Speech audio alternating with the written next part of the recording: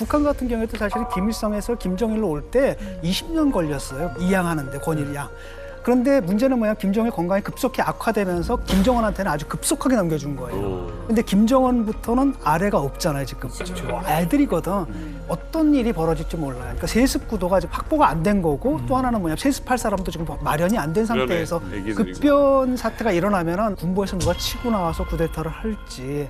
그러니까 이런 사태 때마다 우리는 안보적인 관점에서 굉장히 불안해지는 거거든요. 왜냐하면 상당히 상황 자체가 모험적이면 행동 자체도 모험적인 행동을 할 수가 있다는 거예요. 그게 이제 우리의 불안감이죠.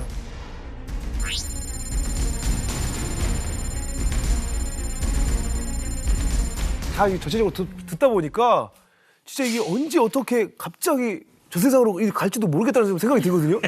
다 들어보니까. 맞아요. 그러잖아요. 근데 아니 진짜 이러다가 큰일 나는 거 아니에요? 사실은 미국도 그렇고 우리 대한민국 군도 그렇고 정부도 그렇고 김정은에게 무언가 급변 상황이 발생했을 때에 우리가 어떻게 대비해야 할까에 대한 계획이 있습니다. 작전 계획이 있습니다. 그만큼 매우 중요한 얘기라는 거죠. 미국도. 우리나라에 있어서 계획은 뭐냐. 첫 번째로 북한 김정은이 유고시에 벌어날 수 있는 위협, 국지 도발 위협이 커진다. 당연한 얘기인데 북한은 그동안 내부가 불안정할 때 외부의 어떤 혼잡함을 극대화해서 내부의 불안을 통제해왔습니다.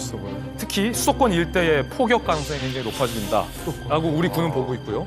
그리고 수도권 일대에 불특정 다수를 겨냥한 테러 행위를 북한이 벌일 가능성이 매우 높다라고 우리 군은 보고 있습니다. 두 번째, 북한의 생화학 무기 위협이 고도화된다라고 우리 군은 상정하고 있습니다.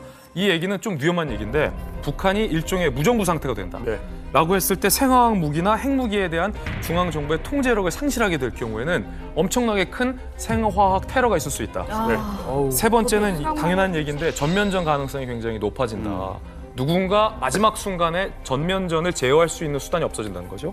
자, 그러면 이 같은 위협을 어떻게 우리가 대비할 것인가? 라는 게 바로 그 유명한 작계 5029입니다. 우리가 군사적으로 북한 영토 내에 들어가서 군사작전을 벌일 수 있는 상황인데 두 가지입니다.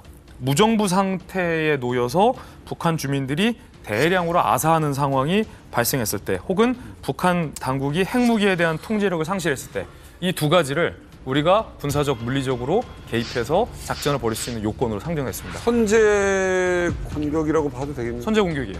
자, 그러면 어떤 것을 군사적으로 가장 먼저 하느냐? 바로 첫 번째가 핵시설 해체, 두 번째가 참수작전입니다. 핵시설 해체는 우리 정보당국과 미 정보당국이 파악한 북한의 핵시설을 가장 먼저 우리 군이 가서 장악하고 해체하는 거예요. 두 번째는 거의 동시에 이루어지는데 북한 군부의 핵심 인원들을 다 참수하는 겁니다. 그러니까 지금 만약에 유사시에 김정은이 갑자기 죽었다. 가장 지금 우려를 하는 국가가 어딜 것 같아요? 중국이에요.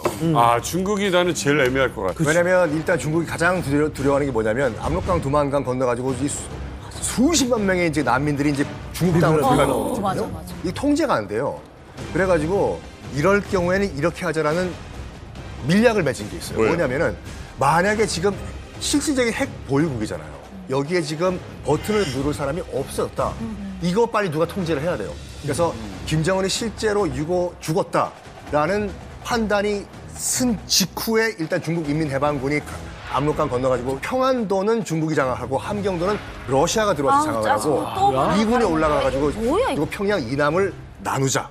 이래가지고 3개국이 뭘 또 나눠요? 일단은 나눠가지고 통제를 하자. 그리고 제일 먼저 들어간 중국 인민해방군이 북한이 보유하고 있는 핵무기를 먼저 통제를 하겠다.